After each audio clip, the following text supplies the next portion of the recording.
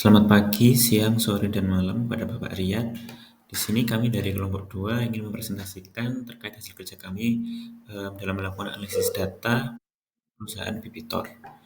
Nah, sebelumnya kami ingin memperkenalkan terlebih dahulu pada kelompok kami. Nah, kelompok kami terdiri dari Ataya Hafiza, saya sendiri Karolus Dimas, Teki Lisdawati, Benedita Lila, Feby Olivia, Verna Anidita, dan Rifki Bayu. Kita masuk ke bagian yang pertama, yaitu adalah introduction. Bibitor LLC merupakan perusahaan yang bergerak di bidang retail untuk produk-produk seperti wine dan minuman beralkohol lainnya. Perusahaan ini berada di daerah 79-80 lokasi, tergantung pada akhir tahun. Nah, Bibitor ini berada di negara bagian fiksi Lincoln. Penjualan Bibitor bisa mencapai 420 hingga 450 juta dolar dan harga pokok penjualan dengan rentang 300 hingga 350 juta dolar. Jumlah total catatan Bibitor di kumpulan data mencapai 15 juta dengan 12,5 hingga 13 juta data merupakan data penjualan, kemudian 2,3 hingga 2,5 data pembelian, dan sisanya persediaan. Untuk analisis data yang kami lakukan, kami akan menggunakan data penjualan, pembelian, serta data keuangan lain yang akan diambil dari 5 lokasi Bibitor. 5 lokasi tersebut antara lain Lewis, Furnace, Sutton, Portsmouth, dan Aylesbury. Data-data yang akan digunakan antara lain sales, purchases, purchase order, beginning inventory, ending inventory, payroll, brands, dan juga store. Part yang pertama adalah use of tools. Pada bagian ini kami akan melakukan verifikasi terhadap catatan yang ada pada Bibitor pada 8 tabel yang ada di gambar di sini. Untuk melakukan verifikasi ini, kami menggunakan komen yaitu select, count, bintang, from, table name. Nah, select count ini kami padukan untuk menghitung semua baris yang ada pada suatu tabel. Bintang ini untuk menandakan bahwa kami akan memilih semua baris pada tabel tersebut. Jadi untuk yang pertama, untuk penjualan, kami menggunakan sales, count, bintang, from, Bibitor, sales. Maka hasilnya akan seperti yang ada pada layar dan telah sesuai dengan tabel yang sebelumnya. Untuk tabel berikutnya bisa menggunakan langkah yang sama. Kami mencoba untuk Bibitor Purchases dengan select count from Bibitor Purchases. Di sini juga didapatkan angka 40.468 sesuai dengan yang ada di tabel sebelah kanan. Bibitor Purchases 40.468. Kemudian di sini kami untuk merangkum semuanya, di sini kami mencoba sisanya yaitu 6 tabel yang lainnya menggunakan komen yang sama yaitu select count, bintang, from, tabel yang ada. Nah, di sini untuk semuanya sudah bisa terlihat bahwa sesuai dengan tabel yang ada di sebelah kanan. Untuk perintah kedua, kami diminta memverifikasi apakah values yang ada pada tabel ini itu sudah didukung oleh data yang tersedia. Nah, di sini kami akan melakukan perhitungan ulang total values di setiap line item untuk memverifikasi apakah nilai yang tertera pada financial statement ini itu sudah didukung oleh data yang ada. Nah, untuk command yang akan dijalankan nantinya yaitu select sum kolom from table name. Nah, sum ini sendiri berfungsi untuk mentotal seluruh data dari kolom yang kita pilih. Lalu untuk tabel name akan merefer kepada tabel sumber dari kolom yang kita pilih itu. Pertama, kami memverifikasi 4 line items menggunakan command yang seperti dijelaskan sebelumnya. Nah, di sini ada line item sales, purchase, excise tax, dan juga freight. Untuk sales, kami memilih kolom sales dollars dari Bibitor sales. Lalu untuk purchase, dipilih kolom purchase dollars dari Bibitor purchase. Untuk excise tax, dipilih excise tax dari Bibitor sales. Dan untuk freight, dipilih kolom PO freight dari Bibitor purchase orders. Nah, setelah keempat command ini dijalankan di SQLite akan diperoleh value untuk setiap line itemnya, dan setelah di cross check ternyata value-nya match dengan data financial statement dari klien semuanya. Di sini kita memverifikasi value dari line item beginning inventory. Untuk command-nya sendiri ada sedikit modifikasi karena tidak ada kolom khusus yang berisi terkait dengan total value dari beginning inventory-nya. Nah, pada kasus ini kita akan menggabungkan dua tabel sekaligus, yaitu tabel brands dan juga beginning inventory. Nah, di sini untuk tabel brand sendiri kita akan memilih dataset purchase price yang kemudian akan kita kalikan dengan dataset on hand pada tabel beginning inventory. Nah, karena kita menggabungkan dua tabel sekaligus, maka harus ada identifier yang sama, dan dari kedua tabel ini kita memilih brand sebagai identifier tersebut. Nah, untuk command lengkapnya seperti yang ada pada slide ini, yaitu select sum, sumnya dari hasil perkalian purchase price dan juga on hand, kemudian kita identify as beginning inventory, lalu untuk menggabungkan dua tabel itu kita pakai command join berdasarkan identifier brand. Nah, setelah kita execute, akan diperoleh value pada SQLite ini. Nah, setelah kita cross check itu, ternyata value-nya itu udah match dengan value yang tersedia pada data yang disediakan oleh klien. Untuk line item ending inventory, case-nya mirip dengan beginning inventory, di mana tidak ada kolom khusus yang berisi dataset total value dari setiap ending inventory, sehingga di sini kita masih menggunakan tabel brands yang kita ambil dataset purchase price-nya, kemudian kita kalikan dengan dataset on hand dari tabel Bibiter ending inventory. Kemudian di sini masih pakai identifier yang sama, yaitu brand. Nah, untuk command lengkapnya mirip seperti yang sebelumnya, tinggal kita sesuaikan beginningnya diganti menjadi ending gitu ya. Nah, setelah kita execute, diperoleh value di SQLite, yang mana value ini setelah kita cross check itu sudah sesuai dengan value dari data yang disediakan oleh klien. Terakhir yaitu line item inventory change, yang command-nya juga ada sedikit perbedaan. Di sini pertama kita perlu untuk membuat tabel baru dulu.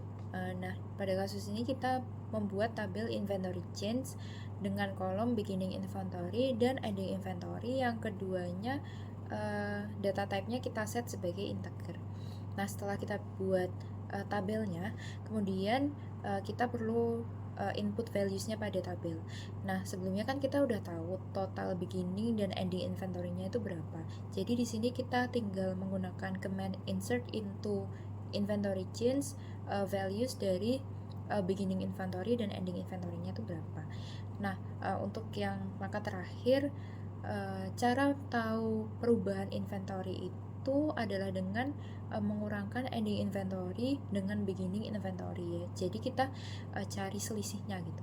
Nah, setelah command-nya ini kita execute, akan diperoleh value yang mencerminkan inventory change-nya itu.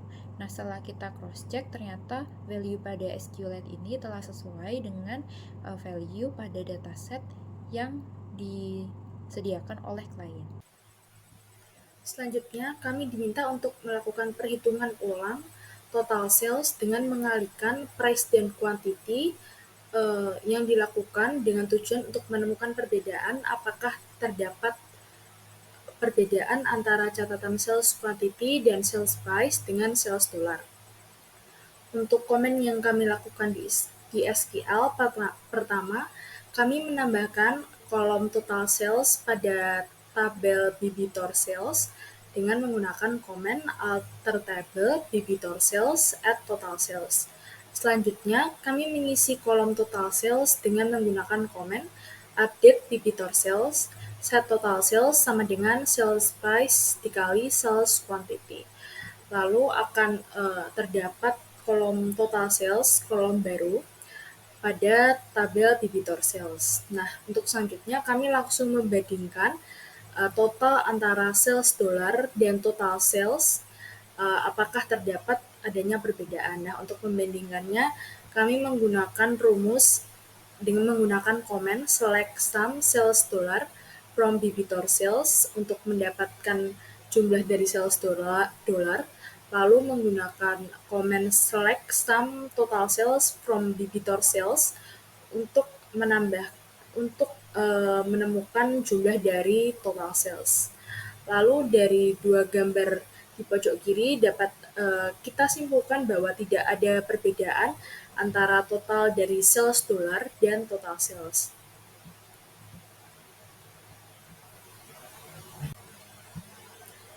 Untuk selanjutnya, kami mau memberikan alternatif cara lain untuk membandingkan antara sales dollars dan total sales, yaitu dengan komen di bawah ini, select count from debitor sales where total sales tidak sama dengan sales dollar. Nah, di sini kami mengidentifikasi bahwa terdapat 5.592 record yang memiliki nilai total sales dan sales dollar yang berbeda. Namun karena saat menjumlahkan tadi pada slide sebelumnya jumlah total sales dan sales dollar itu sama, jadi kami mencoba untuk mencari tahu penyebab perbedaan ini. Nah, penyebabnya itu disebabkan oleh adanya perbedaan dalam bilangan desimalnya saja.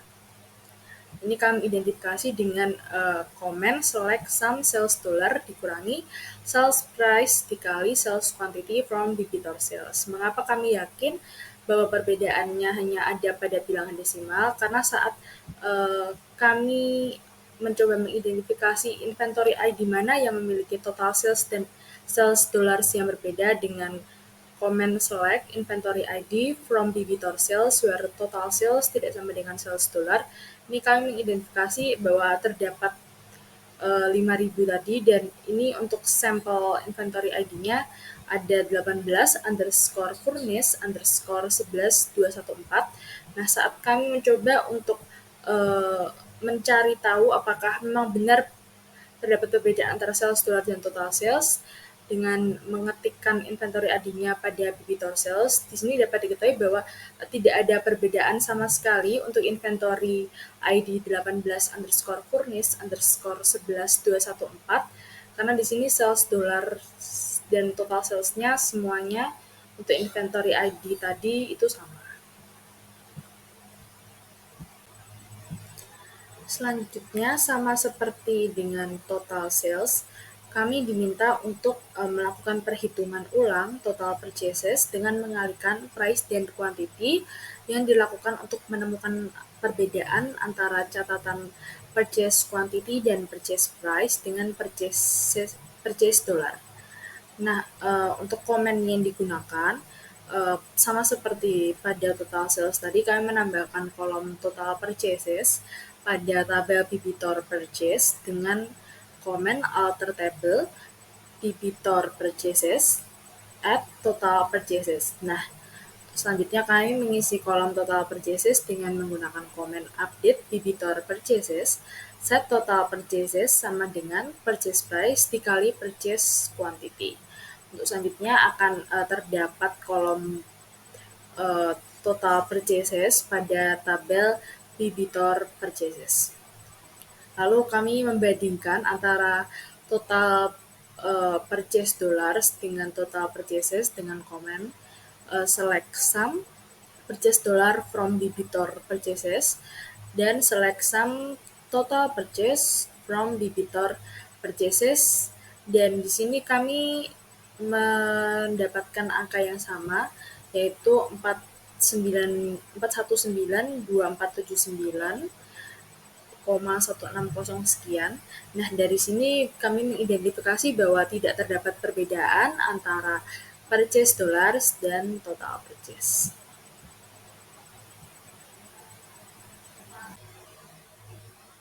Selanjutnya kami mau menggunakan alternatif cara lain sama seperti yang telah kami jelaskan pada bagian total sales sebelumnya, yaitu dengan membandingkan purchase dollars dan total purchases dengan komen select sum from debitor purchases where total purchases tidak sama dengan purchase dollars.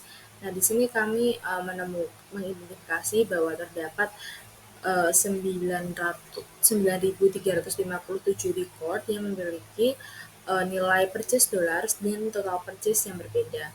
Nah, sama seperti dengan total sales tadi, perbedaannya disebabkan oleh bilangan desimal. Karena saat kami menghitung dengan menggunakan common select sum purchase dollars dikurangi purchase price dikali purchase quantity from debitor purchases, kami menemukan bahwa terdapat eh, perbedaan bilangan desimal sebesar 7,650 sekian. Nah, untuk buktinya sendiri, mengapa kami meyakini bahwa perbedaannya disebabkan oleh bilangan desimal? Karena saat kami mencoba mengidentifikasi inventory ID mana yang memiliki total purchases yang tidak sama dengan purchase dollarsnya dengan menggunakan command select inventory ID from debitor purchases where total purchases tidak sama dengan purchase dollars, kami mengidentifikasi bahwa inventory ID ini adalah sampelnya 18 underscore furnace underscore 3830 dan 29 underscore Ailebari underscore 2628 itu tidak memiliki total purchase tidak sama dengan purchase dollars. Nah, saat kami mengetikkan inventory ID tersebut pada tabel debitor purchases, kami mengidentifikasi bahwa ternyata nilai purchase dollars dan total purchases-nya itu sama, sehingga di sini kami meyakini bahwa perbedaan yang teridentifikasi dengan menggunakan komen yang kami sebutkan di awal ini adalah disebabkan oleh bilangan desimal. Kemudian menghitung kembali pajak berdasarkan tarif pajak dan membandingkannya dengan pajak yang sebenarnya yang dibayar oleh perusahaan. Nah, caranya yang pertama adalah menambahkan kolom classification dan volume pada tabel debitor sales dengan menggunakan komen alter table debitor sales add classification dan add volume. Nah, untuk mengisi data pada kolom tersebut, kita menggunakan update debitor sales set classification dan kita mengambil data tersebut dari debitor branch. Nah, selanjutnya apabila kita telah memasukkan rumus tersebut, akan didapatkan kolom sebagai berikut, classification dan volume. Nah, langkah selanjutnya adalah memasukkan angka pada kolom teks untuk menyesuaikan klasifikasi produk, entah itu wine atau spirits. Caranya dengan menambahkan kolom terlebih dahulu dengan alter table debitor sales add text. Kemudian, untuk mengisi data pada kolom tersebut, kita menggunakan update debitor sales set text case classification when one then round volume kali 0,00105 kali sales quantity untuk produk berupa spirits. Nah, untuk produk berupa wine dapat menggunakan when to then round volume kali 0,00015 kali sales quantity. Nah, apabila selesai menggunakan komen tersebut akan menghasilkan kolom teks yang memiliki dua angka di belakang koma. Nah, angka yang telah dibulatkan ini berdasarkan rumus round dan diakhiri koma 2 itu tadi.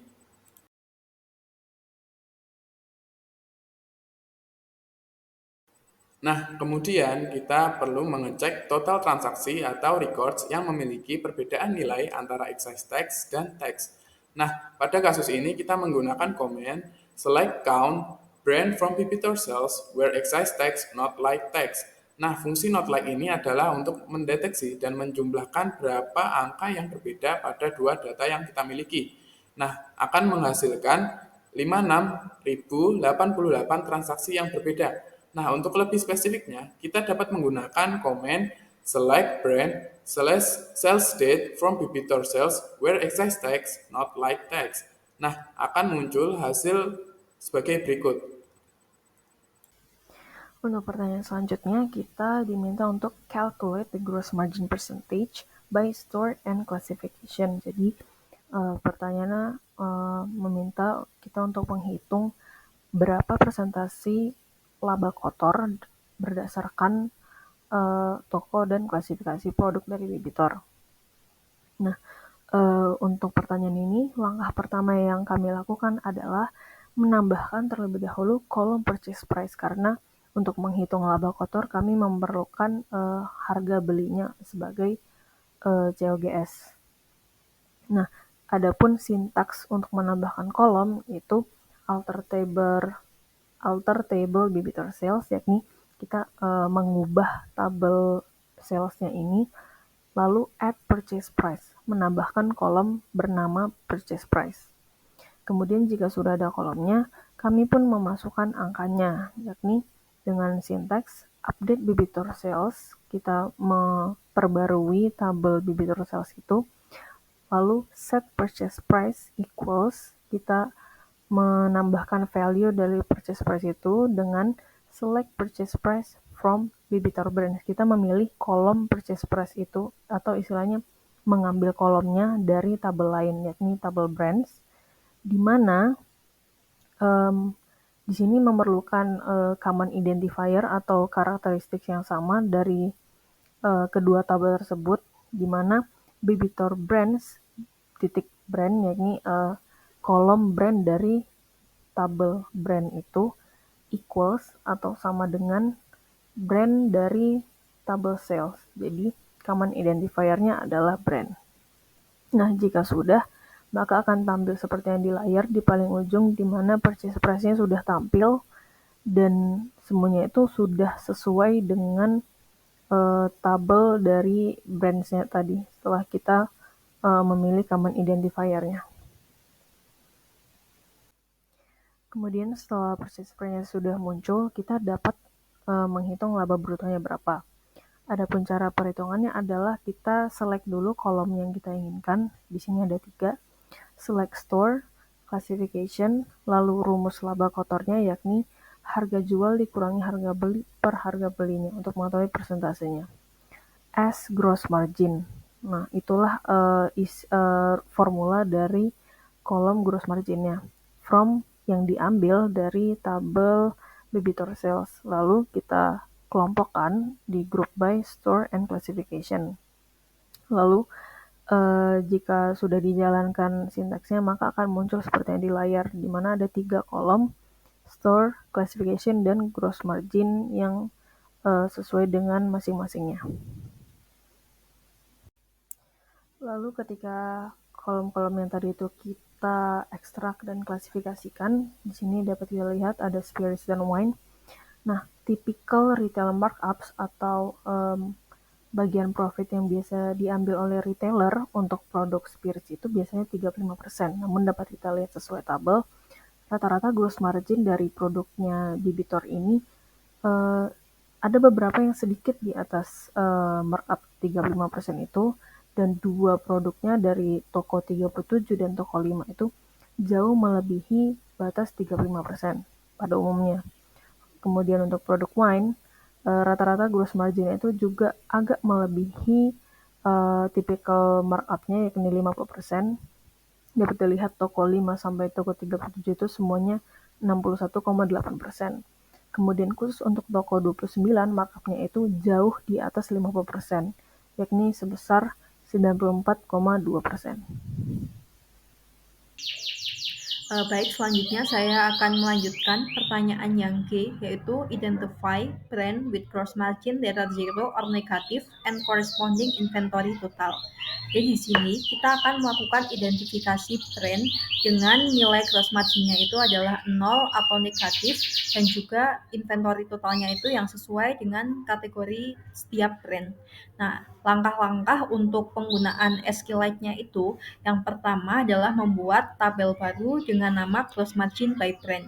Jadi untuk melakukan pembuatan tabel baru ini, kita akan menggunakan komen, yaitu create table, lalu gross margin by brand, nama tabelnya, lalu kolomnya itu adalah brand dan juga gross margin.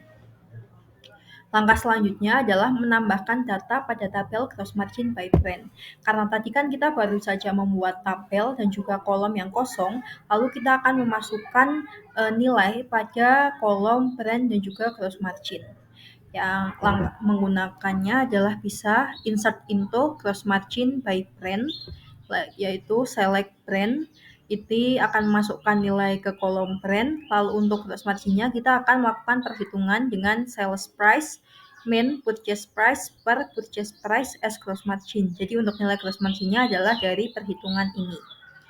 from Bibitor Sales, yaitu tabel yang ada sebelumnya, group by brand. Jadi nanti nilai gross margin-nya ini akan disesuaikan atau dikategorikan sesuai dengan masing-masing brand. Nah, langkah ketiga, kita akan menambahkan kolom baru dengan nama inventory level pada tabel. Nah, untuk menambahkan kolom baru ini sendiri, kita bisa menggunakan alter label gross margin by brand at inventory level. Nah, tadi kan untuk kolom inventory levelnya kan masih kosong, lalu kita akan melakukan update atau memperbarui nilai yang ada pada inventory level.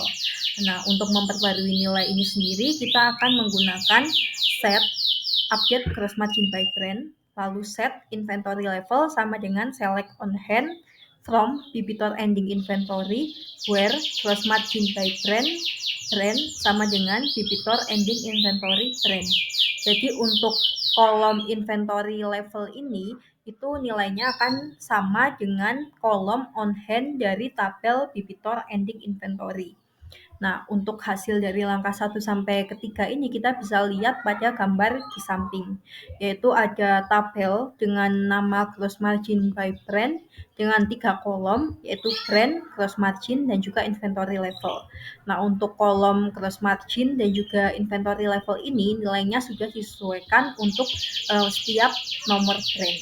Jadi misalnya kita melihat untuk brand nomor 63 itu memiliki gross margin-nya itu nilainya 0,28 sekian dengan nilai inventory levelnya itu adalah 3. Baik, langkah yang keempat ini adalah kita akan menjawab pertanyaan dari untuk mengidentifikasi yaitu brand dengan nilai gross margin-nya itu 0 atau negatif dan juga inventory levelnya itu 0. Nah, cara untuk mengidentifikasi brand dengan kriteria ini yaitu inventory 0 dan juga laba brutonya itu 0 atau negatif, kita bisa melakukan select brand, inventory level, gross margin. Jadi kita pilih kolomnya yaitu brand, inventory level, gross margin-nya karena yang akan kita carikan brand dengan dua kriteria ini yang ada di dua kolom ini. Lalu from tabel yang tadi telah kita buat, gross margin by brand, where dengan kondisi yaitu inventory levelnya itu adalah 0 dan juga gross margin-nya itu kurang dari sama dengan 0 ya, karena hasilnya kan 0 atau negatif.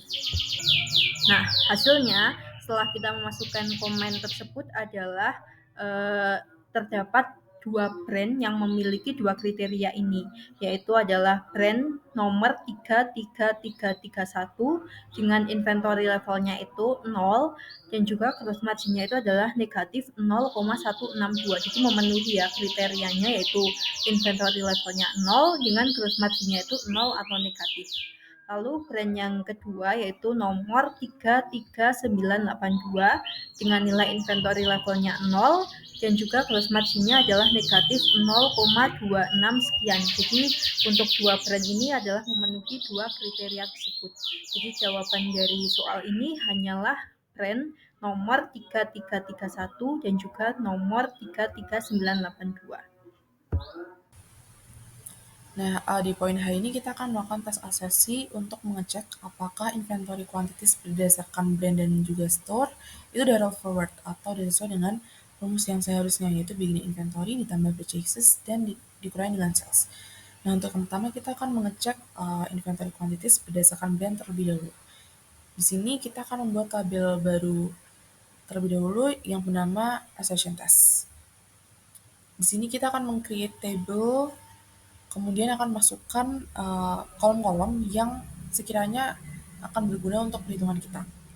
Di sini kita akan masukkan beberapa kolom yaitu brand, beginning inventory, purchases, sales, dan juga ending inventory. Nah, di setiap kolomnya ini kita akan kayak mencantumkan komen gitu untuk menginput data dari tabel lain. Contohnya aja di sini kayak untuk yang beginning inventory itu kita mengupdate kolomnya dengan komen select sum on hand from Bibitor beginning inventory where session test.brand itu sama dengan Bibitor beginning inventory .brand. Nah, kemudian di sini kita akan mengupdate kolom beginning inventory ini dengan komen coalesce, di mana komen itu sebenarnya untuk mengupdate nilai-nilai yang awalnya nol, di mana kita ganti menjadi angka 0 sehingga dalam perhitungan nanti tidak akan menghasilkan bias atau kesalahan perhitungan seperti itu. Nah, sama seperti beginning inventory ini, kolom-kolom yang lainnya pun juga akan dimasukkan komen sesuai dengan yang seharusnya gitu, atau sesuai dengan menyesuaikan dengan masing-masing kolom. Kita bisa lihat untuk tiap-tiap kolomnya itu rumusnya seperti apa itu sudah tercantum di layar, dan setelah kita masukkan komen untuk semua kolomnya itu akan menghasilkan tampilan yang ada di layar juga. Nah, di langkah selanjutnya kita akan melakukan perhitungan asersi untuk ending inventory. Di sini kita akan menambahkan di tabel session test yaitu kolom session ending. Di mana di kolom ini kita akan masukkan rumus atau command begin inventory ditambah purchases dan dikurangi sales. Dan nanti hasilnya akan seperti tampilan yang ada di layar. Nah, setelah kita tadi mengupdate kolom session ending, di sini kita akan membandingkan ending inventory hasil perhitungan data dengan ending inventory hasil perhitungan kita sendiri atau hasil asersi kita sendiri. Di sini kita akan masukkan command select count from a session test where ending inventory not like a session ending. Artinya kita akan cari nilai-nilai dari kolom ending inventory yang memang tidak ada atau tidak sama dengan nilai-nilai yang ada di kolom session ending. Di sini hasil perhitungan menunjukkan angka 0, di mana hasil 0 ini menunjukkan bahwa tidak ada perbedaan antara ending inventory dalam data dengan perhitungan kami atau hasil asersi kami, yang artinya inventory quantities berdasarkan brand itu sudah sesuai dengan rumus yang memang seharusnya. Nah, selanjutnya setelah kita tadi melakukan perhitungan terhadap brand, di sini kita akan melakukan perhitungan inventory quantities berdasarkan store. Nah, sebenarnya pada dasarnya sama seperti di brand tadi, untuk langkah-langkahnya pun juga sama. Mungkin di sini kita hanya menyesuaikan untuk isi-isinya itu disesuaikan saja dengan yang store. Untuk yang langkah pertama kita juga akan buat tabel baru. Di sini kita namakan sebagai session test store. Dan untuk setiap kolom yang kita masukkan di tabel ini itu diantaranya ada store, beginning inventory, sales, purchases, dan juga ending inventory. Untuk tiap komen atau rumusnya itu mungkin bisa dilihat di layar, dan juga untuk hasilnya pun juga bisa dilihat pada layar. Nah, kemudian selanjutnya kita akan juga melakukan perhitungan asersi untuk ending inventory. Di sini kita akan mengalter table session test store dan menambahkan kolom session ending. Di sini selanjutnya kita akan mengupdate kolom tersebut dengan memasukkan komen atau rumus sesuai dengan yang ingin kita cari, yaitu beginning inventory ditambah purchases dan dikurangi dengan sales. Kemudian hasilnya akan tampak seperti pada layar. Kemudian langkah selanjutnya kita akan membandingkan ending inventory dari data dengan ending inventory hasil asersi atau hasil perhitungan kita sendiri. Di sini kita akan masukkan command select count from a session test store where ending inventory not like a session ending. Di sini hasil menunjukkan angka 0, di mana artinya bahwa tidak ada perbedaan antara ending inventory dalam data dengan ending inventory perhitungan kami. Sehingga bisa disimpulkan bahwa inventory quantities berdasarkan brand maupun store itu kedua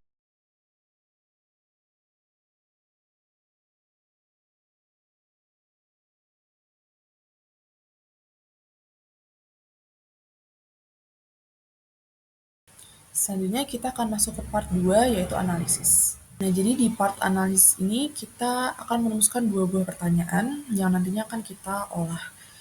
Nah, yang pertama, question pertama yaitu bagaimana perbandingan total penjualan produk wine dengan spirit di tiap bulannya? Nah, pada dasarnya alasan kita memilih pertanyaan ini diantaranya karena yang pertama, pertanyaan ini bisa membantu untuk memantau kinerja penjualan perusahaan dari waktu ke waktu, di mana ini berkaitan dengan identifikasi tren penjualan mereka seperti itu. Dan yang kedua, pertanyaan ini dapat membantu untuk mengevaluasi strategi pemasaran dan juga penjualan perusahaan. Misalkan ketika ada penjualan yang menurun ataupun penjualan yang meningkat, itu mungkin perusahaan bisa seperti memperbaiki atau mungkin meningkatkan strategi pemasaran dan juga penjualan mereka. Kemudian yang terakhir, untuk membantu perencanaan target kinerja dan manajemen keuangan di periode selanjutnya. Dengan memiliki parameter yang jelas, tim manajemen ataupun tim keuangan dan departemen lainnya itu akan punya target yang lebih jelas gitu terkait dengan tugas mereka. Untuk langkah yang kedua yaitu acquire data atau pengumpulan data. Di sini untuk pengumpulan data itu sebenarnya terdiri dari beberapa tahap dan semua tahapnya itu sebenarnya sudah dijelaskan langkah-langkahnya itu di part 1.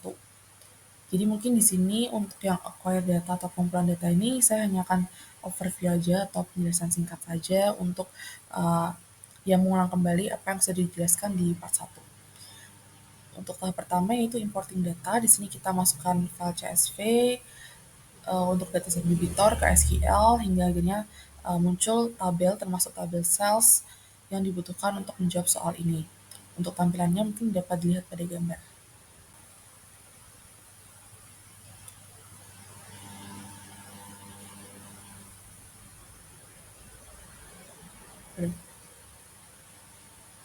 Kemudian untuk tahap kedua yaitu data profiling.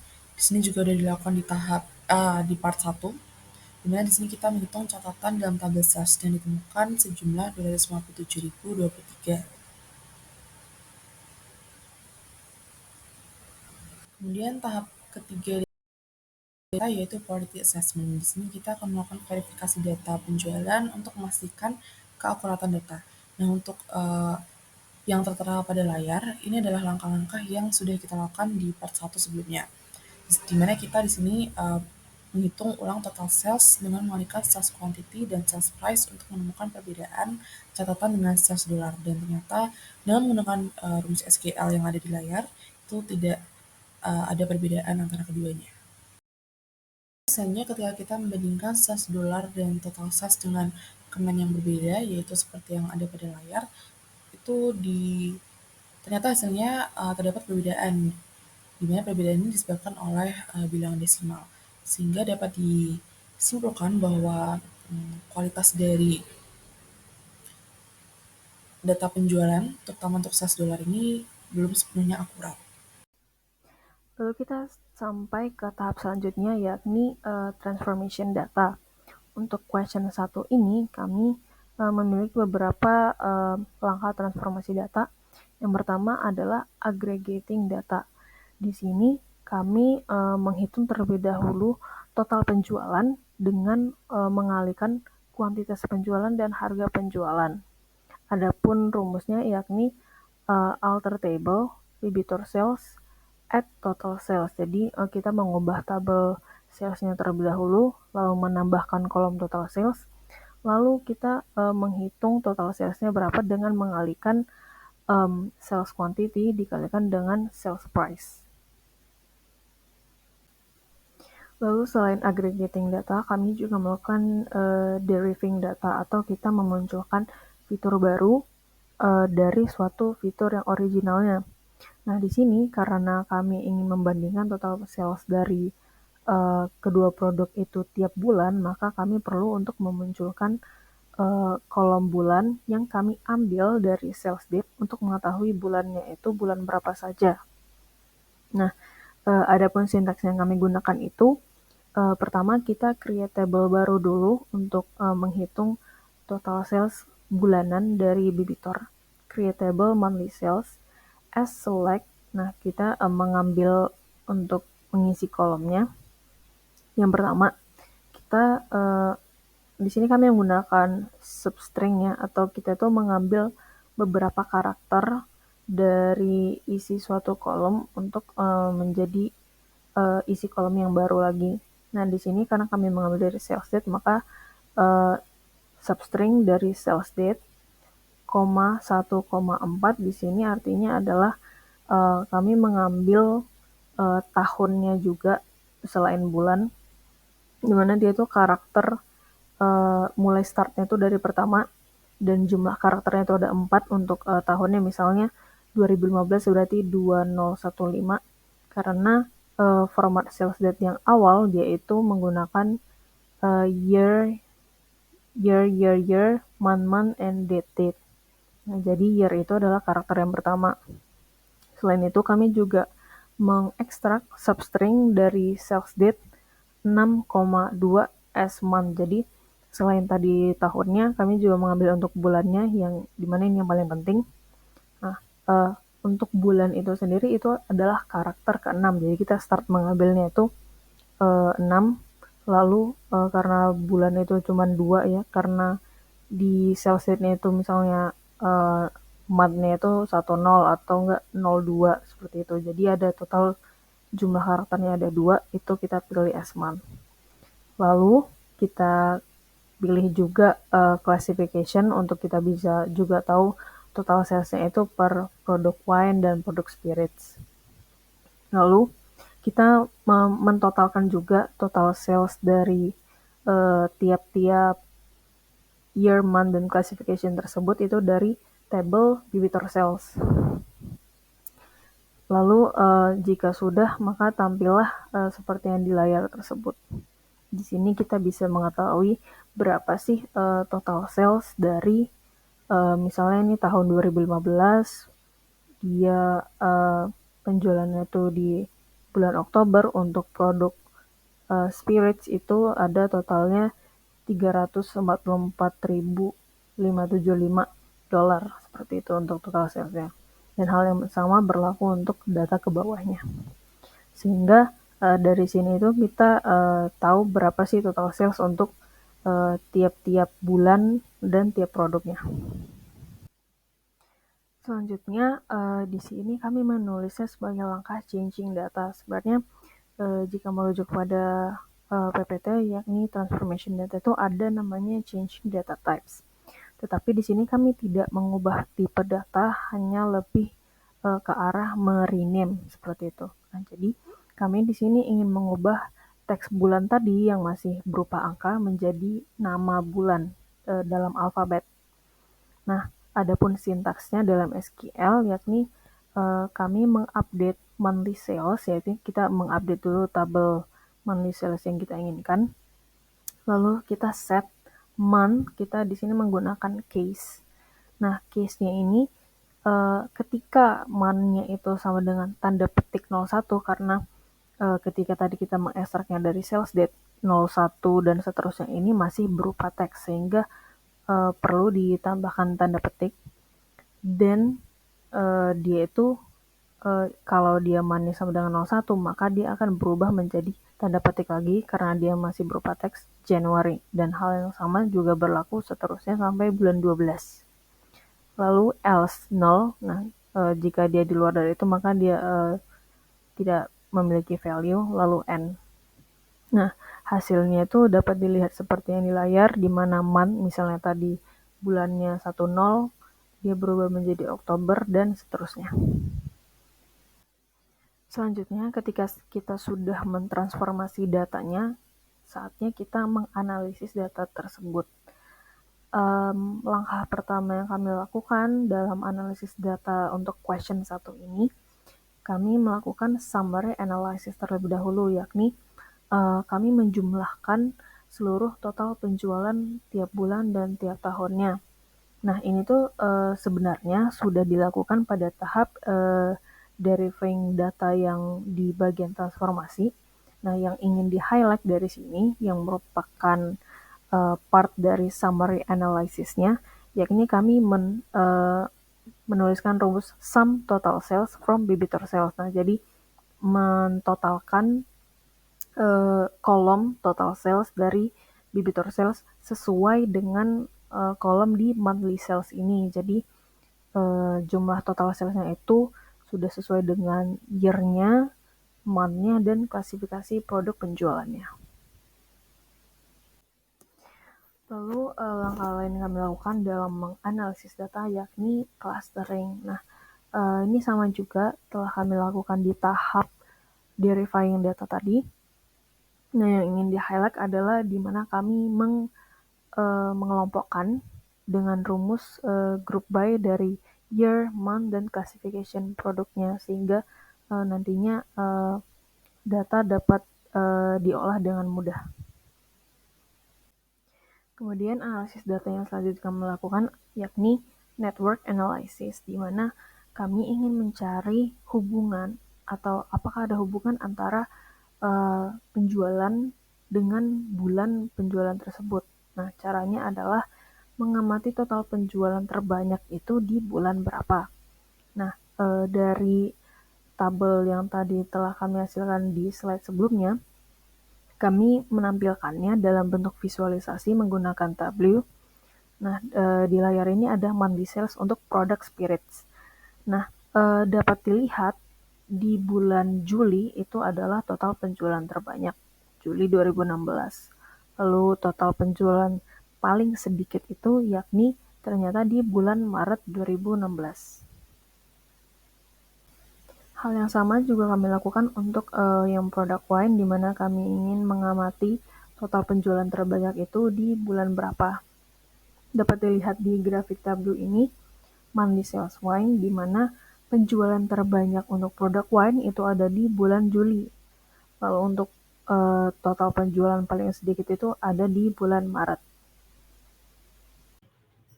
Baik, selanjutnya adalah tahapan terakhir dari siklus data analytics, yaitu adalah present findings, yaitu adalah untuk menyajikan hasil berupa kesimpulan dan juga rekomendasi. Nah, dari hasil analisis tersebut dapat kita simpulkan bahwa untuk penjualan produk wine dan juga spirit itu memiliki tren yang hampir sama, yaitu dengan nilai penjualan tertingginya itu sama-sama ada di bulan Juli. Lalu untuk penjualan terendah itu juga sama-sama ada di bulan Maret, yaitu dengan nilai penjualan antara Januari sampai April itu adalah penjualannya itu sama, kayak trennya itu masih rendah dan juga kayak stagnan gitu. Nah, dari kesimpulan tersebut, kami merekomendasikan beberapa hal, yaitu yang pertama dari skim marketing. Nah, ini adalah untuk mengevaluasi strategi pemasaran.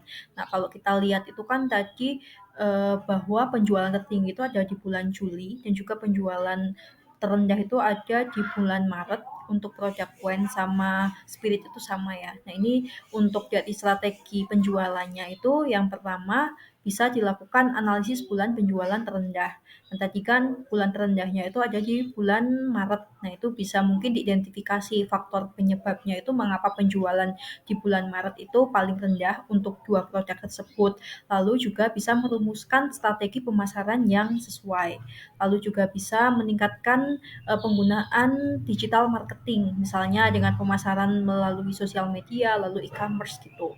Selanjutnya juga mengadaptasi strategi pemasaran yang cocok, yaitu contohnya misalnya dengan pemasaran tematis gitu untuk bulan tersebut. Misal bulan Maret itu terjadi ada suatu event apa gitu. Nah, itu bisa dilakukan pemasaran tematis, lalu juga bisa menggunakan bundling produk, bisa juga menggunakan program loyalitas untuk konsumen. Nah, selanjutnya juga bisa meningkatkan produktivitas sumber daya manusia dari divisi pemasaran itu. Nah, rekomendasi yang selanjutnya adalah dari segi inventory atau persediaan. Jadi di sini perusahaan itu bisa melakukan evaluasi ketersediaan stok, yaitu untuk memastikan ketersediaan stok terutama untuk bulan Juli. Jadi sebelum bulan Juli itu perusahaan harus memastikan bahwa stok itu tersedia karena memang kan tadi penjualan tertinggi itu untuk masing-masing produk itu ada di bulan Juli. Lalu juga ketersediaan stok yang optimal itu juga harus dipastikan misalnya ketika ada permintaan yang tinggi dari pasar. Oleh karena itu, perusahaan juga bisa meningkatkan kerjasama dengan supplier atau pemasok supaya stok yang ada di perusahaan itu tetap tersedia secara optimal dan juga bisa memenuhi permintaan yang ada di pasar. Nah, rekomendasi yang selanjutnya adalah dari segi produk kategorinya, yaitu perusahaan seharusnya bisa memastikan atau mengidentifikasi performa dari setiap produk dan juga bisa melakukan peningkatan terhadap value proposition atau value added konsumen. Jadi produk itu akan disesuaikan dengan preferensi konsumen, sehingga juga akan meningkatkan minat konsumen tersebut terhadap produk dari perusahaan itu. Sehingga mungkin terutama untuk bulan-bulan dengan penjualan yang rendah tersebut, seperti bulan antara Januari sampai April, itu bisa meningkatkan penjualan karena minat konsumennya itu juga kan meningkat. Nah, rekomendasi yang selanjutnya adalah dari sisi eksternal, yaitu mengenai analisis tren. Jadi di sini perusahaan bisa memonitoring dan juga melakukan evaluasi terhadap faktor eksternal. Caranya bisa melakukan implementasi sistem pemantauan secara real time. Jadi untuk penjualan itu akan dilakukan pemantauan itu secara tepat waktu, sehingga manajer itu akan mengetahui kondisi yang sedang terjadi. Lalu juga bisa dilakukan identifikasi tren penjualan, misalnya seperti tadi kan trennya itu sama untuk produk wine dan juga spirit itu dengan nilai penjualan tertinggi itu ada di bulan Juli dan terendahnya itu ada di bulan Maret, dengan Januari sampai Maret itu masih penjualannya rendah. Nah, itu kan membentuk sebuah pola dan juga tren. Nah, itu perusahaan bisa melakukan identifikasi polanya itu, sehingga manajer itu bisa melakukan pembuatan keputusan itu yang sesuai dengan kondisi yang benar-benar ada pada pasar. Nah, mungkin itu adalah beberapa rekomendasi terkait kondisi yang ada di perusahaan debitor itu terhadap kondisi penjualannya. Terima kasih. Untuk pertanyaan yang kedua, kami mengembangkan pertanyaan yaitu toko mana yang memiliki rasio inventory turnover tertinggi dan terendah. Nah, mengapa kami memilih untuk mengembangkan atau membuat pertanyaan seperti ini? Karena pertama, kami ingin mengetahui nilai dari rasio inventory turnover setiap toko. Lalu kami ingin mendapatkan informasi secara tidak langsung terkait pengelolaan persediaan oleh setiap toko. Ini terkait dengan apakah toko tersebut telah membeli persediaan dengan brand yang tepat sehingga persediaan tersebut selalu terjual, atau apakah toko tersebut ternyata membeli persediaan dengan brand yang tidak tepat sehingga brand tersebut hanya tersimpan di gudang dan lama-kelamaan akan menjadi usang. Lalu yang terakhir kami juga ingin memberikan rekomendasi untuk setiap toko, khususnya toko yang memiliki nilai inventory turnover yang rendah, sehingga toko tersebut dapat mengelola persediaannya secara lebih efektif dan efisien. Selanjutnya saya akan menjelaskan terkait tentang bagaimana kami memperoleh data untuk menjawab pertanyaan yang kedua. Pertama, terkait dengan importing data, jadi kami mengimport file yang memiliki format CSV yang merupakan dataset dalam kasus Bibitor ini pada SQL. Nah, di sini ada 6 file yang kami import, yang kalau kita lihat pada bagian database structure itu teridentifikasi terdapat 6 file, yaitu teridentifikasi terdapat 6 tabel, yaitu Bibitor Beginning Inventory, Bibitor Brands, Bibitor Ending Inventory, Bibitor Purchases, Bibitor Sales, dan Bibitor Stores. Nah, ini saat kami membuka tabel Bibitor Sales pada bagian Browse Data, di sini kita bisa melihat bahwa pada tabel Bibitor Sales terdapat beberapa kolom seperti Inventory ID, Store, Brand, Sales Quantity, Sales Dollars, Sales Price, Sales Date, dan Access Tax. Selanjutnya, kita akan melakukan data profiling. Nah, untuk data profiling di sini, seperti yang telah dilakukan pada part 1, kita dapat menghitung jumlah record dalam setiap tabel dengan menggunakan komen select count from tabel. Nah, untuk contohnya, misalnya untuk Bibitor Beginning Inventory, select count from Bibitor Beginning Inventory. Di sini dapat diketahui bahwa terdapat 58.171 record. Terus selanjutnya untuk Bibitor Ending Inventory terdapat 7.828 record.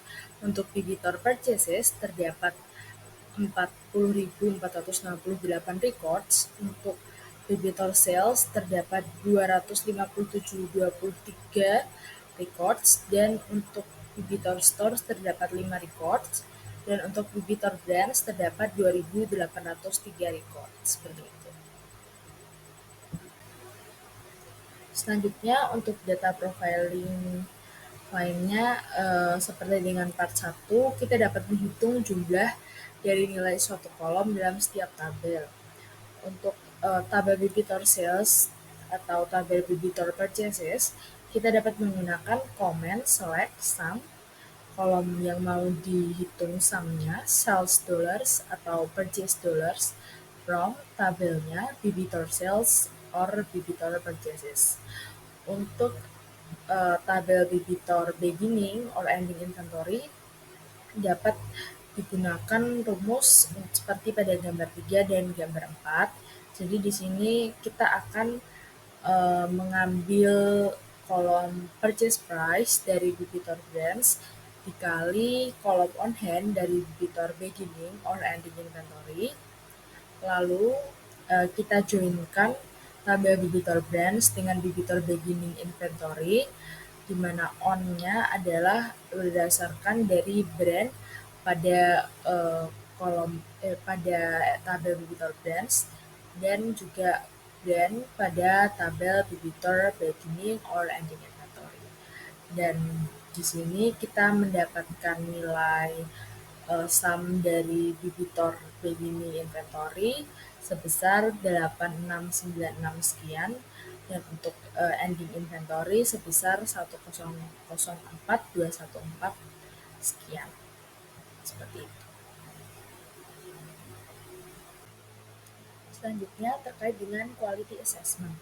Seperti yang telah dilakukan pada part 1, untuk quality assessment akan dilakukan untuk memverifikasi tabel debitor sales untuk memastikan keakuratan data dengan membandingkan sales dollars dengan total sales yang merupakan perkalian antara sales quantity dan sales price. Nah, ada dua cara seperti yang dijelaskan pada part pertama. Yang pertama dengan membandingkan total antara sales dollars dan total sales dengan menggunakan comment select sum sales dollars or total sales from debitor sales. Dan di sini didapatkan bahwa sum dari sales dollars dan sum dari total sales nilainya sama, sehingga dapat dipastikan keakuratannya. Selanjutnya dapat juga digunakan comment select count from debitor sales where total sales tidak sama dengan sales dollars. Nah, di sini teridentifikasi bahwa terdapat sekitar 5.000 records yang memiliki perbedaan nilai total sales dan sales dollars. Namun seperti yang telah dijelaskan pada part 1, bahwa perbedaan ini teridentifikasi karena adanya perbedaan nilai desimalnya saja atau bilangan desimalnya saja, sehingga dapat dipastikan juga keakuratan datanya untuk perbandingan antara sales dollars dan total sales. Lalu selanjutnya untuk quality assessment yang selanjutnya adalah melakukan verifikasi tabel debitor purchases untuk memastikan keakuratan data dengan membandingkan purchase dollars dengan total purchases, di mana total purchases merupakan perkalian antara purchase quantity dan purchase price. Nah, seperti yang telah dilakukan sebelumnya dan juga dilakukan pada part 1, dapat dilakukan dua cara untuk memverifikasi keakuratan data, yaitu yang pertama dengan membandingkan total antara purchase dollars dan total purchases dengan menggunakan comment select sum purchase dollars or total purchases from debitor purchases. Nah, di sini dapat diidentifikasi bahwa nilai sum dari purchase dollars dan total purchases itu sama, sehingga dapat dipastikan keakuratan datanya. Selanjutnya dapat juga digunakan cara lain, yaitu dengan comment select count from debitor purchases where total purchases tidak sama dengan purchases dollars. Nah, di sini teridentifikasi ada sekitar 9.000 records yang memiliki perbedaan nilai purchase dollars dan total purchases. Tapi perbedaan tersebut seperti yang dijelaskan pada part 1 disebabkan karena adanya perbedaan pada bilangan desimalnya saja, sehingga dapat kita pastikan keakuratan data untuk purchase dollars dan total purchases. Selanjutnya akan dijelaskan oleh teman saya. Terima kasih. Setelah seluruh proses acquire data selesai dilakukan, langkah selanjutnya adalah melakukan data transformation atas raw data yang telah tersedia. Nah, tujuannya di sini supaya data-datanya itu bisa lebih siap untuk dianalisis secara lebih lanjut dan kemudian ditarik kesimpulan yang mendukung jawaban atas pertanyaan yang sudah diformulasikan. Nah, untuk step pertama, kami perlu membuat tabel baru yang menampilkan kolom terkait dengan total beginning inventory untuk setiap store-nya. Nah, di sini nanti akan ada 5 store. Dan pada step ini kami memerlukan 2 tabel sekaligus, yaitu pertama tabel brands yang akan diambil data brand dan juga purchase price-nya.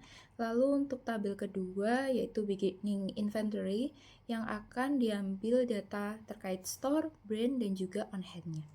Untuk step pertama yaitu membuat tabel baru, pada tampilan layar ini sudah tersedia script lengkap SQL yang akan kita execute nantinya. Nah, script ini sendiri terdiri dari beberapa jenis data transformation yang akan dijalankan sekaligus. Pertama yaitu deriving data yang ditandai dengan penggunaan command create table untuk membuat tabel baru bernama ITR calculations. Lalu di sini digunakan command S yang nantinya akan memunculkan fitur atau kolom baru dengan nama store dan juga beginning inventory. Nah, jenis data transformation selanjutnya yaitu aggregating data pertama dengan penggunaan command sum yang fungsinya nanti akan menghitung total beginning inventory setelah dilakukan perkalian antara purchase price dengan stok tersedia atau on hand-nya. Nah, lalu kita juga menggunakan command group by yang fungsinya nanti dari hasil perhitungan total beginning inventory itu nanti akan dikelompokkan gitu berdasarkan store masing-masing.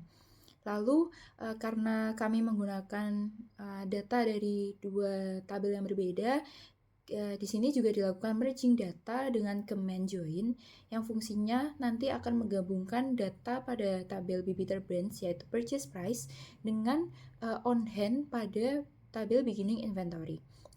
Nah, di sini kami menggunakan identifier brand sebagai identifier yang sama.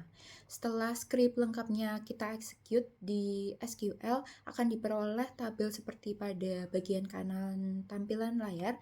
Nah, tabel ini sendiri berisi informasi berapa sih total beginning inventory untuk masing-masing store. Step yang kedua adalah memunculkan kolom baru pada tabel ITR calculation sebelumnya, yang mana kolomnya itu akan berisi hasil perhitungan total purchases untuk setiap store. Nah, pada step ini kami hanya memerlukan data dari satu tabel, yaitu tabel Bibiter Purchase, yang akan diambil data store dan juga purchase dollars-nya. Nah, untuk script lengkapnya sudah ada pada layar, yang mana script ini berisi beberapa langkah transformasi sekaligus. Pertama yaitu deriving data dengan command alter tabel dan juga add. Nah, fungsi command ini adalah untuk menambahkan kolom baru yang akan kita namai dengan nama purchases. Lalu setelah kolom barunya itu selesai dibuat, selangkah selanjutnya adalah mengisi kolom tersebut dengan value yang sudah ditentukan. Di sini menggunakan command update dan set. Nanti akan memunculkan value pada kolom purchase-nya itu berdasarkan hasil perhitungan total purchase. Nah, untuk langkah transformasi selanjutnya adalah aggregating data dengan menggunakan command sum yang fungsinya nanti akan menghitung total purchase dollars dari tabel Bibiter Purchase yang sudah kita tentukan. Dan langkah terakhir yaitu filter data menggunakan command where. Nah, secara teori memang where ini digunakan untuk filter ya, tapi di sini ada sedikit modifikasi fungsi yang mana command where ini juga bisa digunakan untuk mengelompokkan hasil perhitungan total purchase dollars tadi berdasarkan store-nya. Nah, setelah kita execute, Untuk scriptnya, nah akan diperoleh tabel seperti pada bagian kanan layar. Nah, di sini ada kolom baru bernama purchases yang mana memuat informasi total purchase untuk setiap store. Langkah ketiga yaitu memunculkan kolom baru pada tabel ITR calculations yang akan berisi total ending inventory untuk setiap store-nya.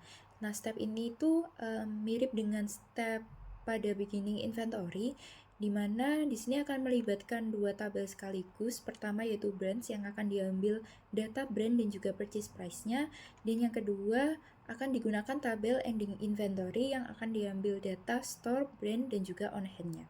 Untuk langkah transformation pada step ini kurang lebih sama juga dengan step pertama saat kita membuat tabel beginning inventory. Namun yang membedakan karena sebelumnya kita sudah membuat tabel ITR calculations ya. Jadi di sini tinggal menambahkan kolom baru dengan nama ending inventory menggunakan command alter table dan add. Lalu dari kolom itu akan dimunculkan value berdasarkan hasil perhitungan total ending inventory dengan menggunakan command update dan set. Nah, untuk command sum dan juga join kurang lebih masih sama, tinggal disesuaikan dengan data stok atau on hand yang tersedia pada tabel bibitor ending inventory. Nah, selanjutnya membedakan di sini kami juga menggunakan command where untuk mengelompokkan hasil perhitungan totalnya berdasarkan store-nya. Setelah di-execute, akan diperoleh hasil seperti pada layar bagian kanan, di mana pada tabel ITR calculations ini ada kolom baru bernama ending inventory yang berisi informasi total ending inventory untuk setiap store. Untuk step yang keempat, kami akan memunculkan kolom baru pada tabel ITR calculations berisi hasil perhitungan cost of goods sold atau COGS yang diformulasikan sebagai berikut, yaitu beginning inventory plus purchases minus ending inventory. Nah, di sini ada beberapa langkah transformation yang kita lakukan.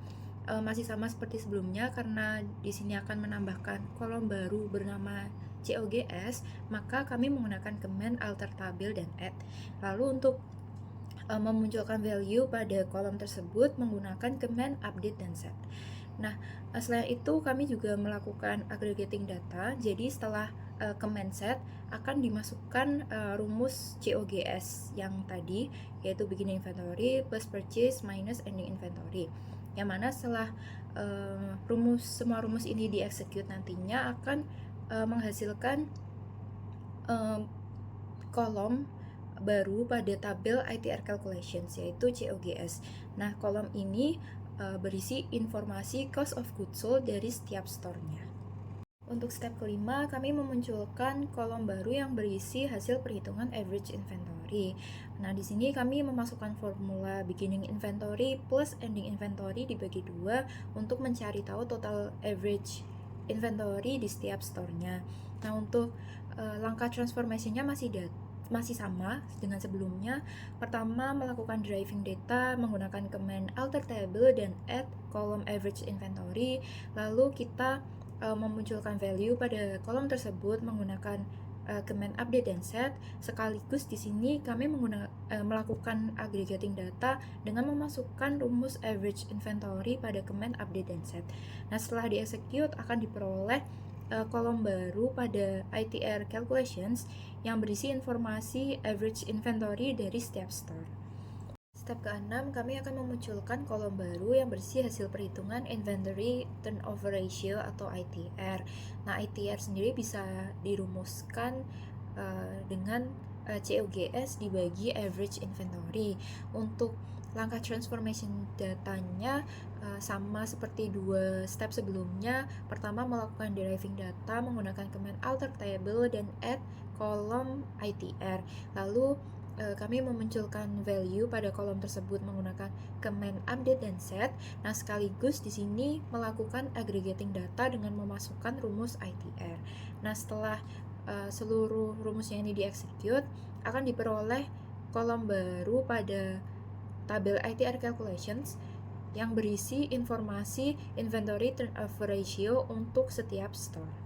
Step terakhir yaitu melakukan cleaning data yang fungsinya untuk menyeragamkan format value dari seluruh kolom yang ada di tabel ITR calculations, sehingga lebih mudah di analisis nantinya.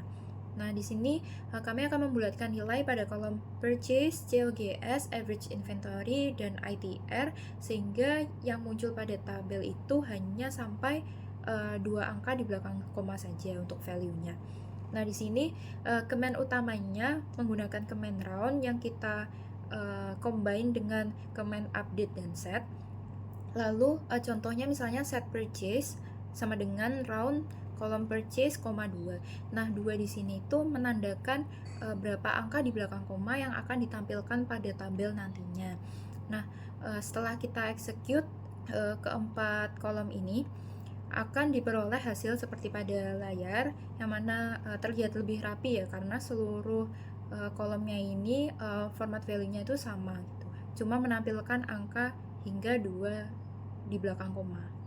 Kemudian summary analysis, kita tadi membuat tabel ITR calculation dengan command create table dan menghasilkan tabel seperti berikut. Kemudian untuk mencari COGS, kita menggunakan rumus beginning inventory plus purchase minus ending inventory. Nah, komennya sendiri yaitu alter table ITR calculation add COGS, update ITR calculation set COGS, beginning inventory plus purchase minus ending inventory. Nah, kemudian untuk mencari average inventory, kita menggunakan rumus beginning inventory plus ending inventory per 2. Nah, untuk komennya sendiri hampir sama, alter table ITR calculation at average inventory, kemudian update ITR calculation, set average inventory, beginning inventory plus ending inventory per 2. Selanjutnya, untuk mencari inventory turnover ratio, kita menggunakan rumus COGS per average inventory. Nah, komennya alter table ITR calculation at ITR. Nah, untuk mengisinya update ITR calculation set ITR COGS per average inventory. Nah, kemudian part selanjutnya kita clustering. Nah, pelompokan data berdasarkan store kita telah melakukannya pada tahap sebelumnya, yaitu dengan menggunakan command group by. Nah, kemudian langkah selanjutnya network analysis, kita melakukan perankingan terhadap inventory turnover ratio. Nah, kita menggunakan Tableau untuk memvisualisasikan data yang telah kami olah dan mendapatkan data sebagai berikut. Kemudian untuk findings and recommendation dari kami, di layar terdapat penemuan dari kami bahwa Store 5 yakni yang berlokasi di Sutton itu merupakan toko atau store dengan perputaran persediaan yang paling tinggi, sedangkan Store 37 atau yang berlokasi di Portsmouth itu merupakan toko dengan perputaran persediaan yang paling rendah. Hal ini berarti Store 5 memiliki rasio penjualan itu yang lebih cepat dan lebih tinggi dibandingkan dengan store yang lainnya. Sedangkan store 37 di sini memiliki penjualan yang kurang tinggi. Hal ini juga bisa berarti bahwa store 37 memiliki manajemen persediaan yang masih kurang bagus dibandingkan dengan store 5. Kemudian kami melakukan analisis lebih lanjut mengenai data-data pada store yang ada, terutama pada store dengan inventory turnover yang paling rendah, yaitu store 29 dan store 37. Di sini kami melakukan analisis terhadap 5 produk yang paling laris dan 5 produk yang paling tidak laris. Bisa dilihat di bagian kiri untuk store 29 itu, yang atas adalah produk-produk yang paling laris dan yang bawah adalah produk-produk yang tidak laris. Di sebelah kanan ada store 37, di bagian atas adalah produk-produk yang laris, sedangkan di bagian bawah adalah produk-produk yang tidak laris. Jika dilihat produk yang tidak laris ini hanya mendapatkan 1 kali penjualan. Oke, setelah mengetahui data-data tersebut, maka dari sini kita bisa merumuskan rekomendasi yang baik untuk Pipitor. Di sini kami memiliki 5 rekomendasi. Yang pertama adalah membangun loyalitas pelanggan. Hal ini dapat dilakukan dengan memberikan pelayanan yang terbaik untuk pelanggan. Kemudian di sisi lain juga harus menjaga hubungan yang baik dengan pelanggan. Hal ini untuk menjaga agar pelanggan itu bisa kembali lagi untuk membeli produk-produk Vipitor. Kemudian yang ketiga adalah menjaga standar kualitas produk. Nah, apabila kita hanya menjaga hubungan namun produk kita berkualitas yang kurang bagus, maka tentu saja pelanggan tidak akan kembali lagi. Kemudian yang keempat dan kelima, kami akan fokus untuk merekomendasikan terhadap 2 store yang paling rendah tadi, yaitu melakukan stok barang yang lebih banyak pada produk-produk seperti Smirnoff 80 Proof dan Smirnoff Orange Vodka yang merupakan produk-produk yang paling laku untuk kedua store yang tadi, store 29 dan store 37. Di sisi lain, kedua store tersebut bisa mengurangi stok produknya yang kurang laku seperti Chivas Royal Salute, Jim Beam, Knob Creek Rye, dan lainnya seperti itu. Sekian presentasi dari kelompok kami. Apabila terdapat kesalahan, kami mohon maaf. Terima kasih.